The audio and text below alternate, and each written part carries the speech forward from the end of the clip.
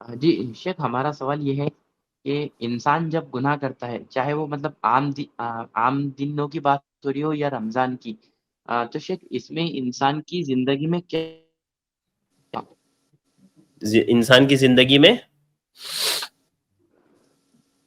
انسان آواز کی نہیں آ رہی زندگی میں ہے؟ کیا اثر پڑتا ہے؟ جی اب آ رہی اچھا، ہے شیخ؟ انسان کی زندگی میں کیا اثر پڑتا ہے شیخ؟ گناہوں کے اثرات پوچھ رہے ہیں، جی چاہے عام دنوں میں ہو یا رمضان میں ہو۔ بسم اللہ الحمد للہ والصلاۃ والسلام علی رسول اللہ۔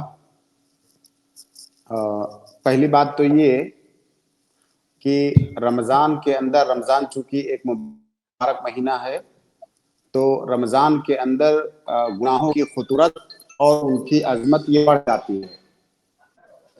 رمضان کے دیکھیں، گناہ بڑھنے کا دو معنی ہوتا ہے، ایک ہوتا ہے کمیت کے اعتبار سے بڑھنا اور ایک کیفیت کے اعتبار سے بڑھنا۔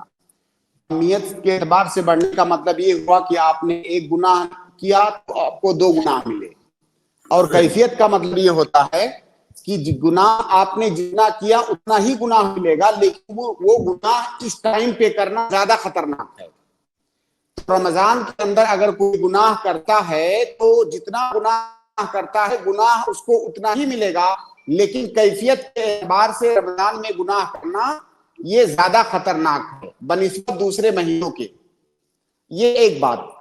دوسری بات یہ کہ اگر کوئی انسان گناہ کرتا ہے تو اس کی زندگی پر کیا اثر پڑتا ہے؟ دیکھیے، اس کی زندگی پر متعدد منفی اثرات پڑتے ہیں گناہ کے۔ پہلی بات تو یہ کہ گناہ کی ایک سزا ہے گناہ، جیسے نیکی کی کا بدلہ ہے نیکی، اسی طرح سے گناہ کی سزا ہے گناہ۔ آدمی جب ایک گناہ کرتا ہے تو سزا کے طور پر وہ پھر دوسرا گناہ بھی کرتا ہے اگر وہ توبہ نہ کر لے تو۔ اسی طرح سے ہر انسان چاہتا ہے کہ اس دنیا کے اندر سعادت والی زندگی گزارے، خوش و خرم ہو، اس کا دل، اس کا سینہ منشرح ہو۔